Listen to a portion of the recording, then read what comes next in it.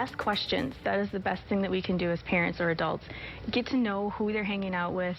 What are they doing with their friends when they're not with you? Asking questions when they get back. How did you feel? Were you safe? How did you spend your time? Erin Ralston, clinical supervisor at Wedgwood Christian Services, talking with Grand Rapids NBC affiliate WOOD-TV about what parents should do if they suspect their children are victims of child abuse. This past week has been riddled with scandals involving children, from the surprising news we got about former House Speaker Denny Hastert to the family that appears on the reality show The Duggars. Also late last week, the British Methodist Church apologized for over 2,000 sexual abuse cases dating back to the 1950s. So the question remains, what can we do to help children from becoming victims? Here to talk more about this subject is Michael Reagan. You can follow Michael on Twitter at ReaganWorld. He also wrote an article for Newsmax.com on this important issue. Michael, thanks for Skyping in from LA. Let's talk about this subject. We really appreciate your time. And the article you wrote for Newsmax.com, what led you to write that at this point in time? I think people need to understand I'm more than just a son of Ronald Reagan. At 8 years of age, I was sexually abused by a day camp counselor who ultimately took photographs of me, nude photographs of me, and a few days later would take me back to his apartment, have me develop the photograph, and put a hand on my right shoulder and say, "Wouldn't your mother like to have a copy?" And at 8, 9 years old, I walked away from God. I walked away from my mother, my father. Everything was a total loss. I didn't tell my father till April 12th of 1987 what had happened to me and why he had such an angry, upset son who didn't want to finish anything. So I wrote the article because I've been following the cases like you. But understand this, 20% of the people that are in fact listening to you right now have gone through sexual abuse, some kind of abuse. 1 in 4 girls, 1 in 6 boys are sexually abused.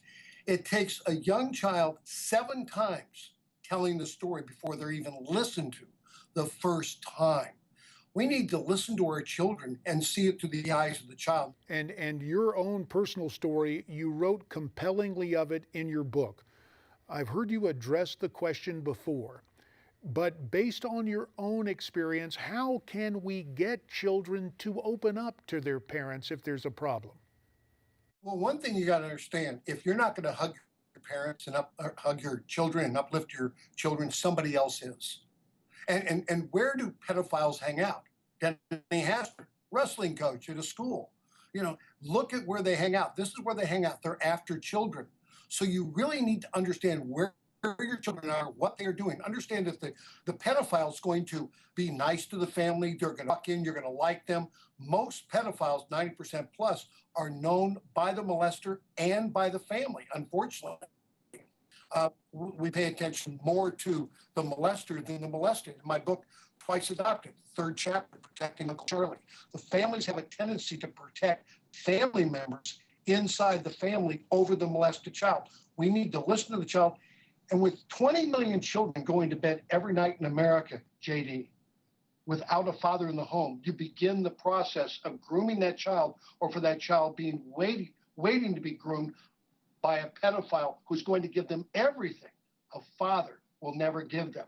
Fathers, mothers, hug your children, uplift their children, be with their children, join your children so that they don't get embraced by someone else who in fact is going to do bodily and mental harm to them for the rest of their lives. About a minute remains, Michael. Dealing with this difficult subject as you have very publicly in your own life, what do you want parents, what do you want all of us to take away from your comments tonight? What I want them to do is take away from me tonight is the fact you need to protect your children.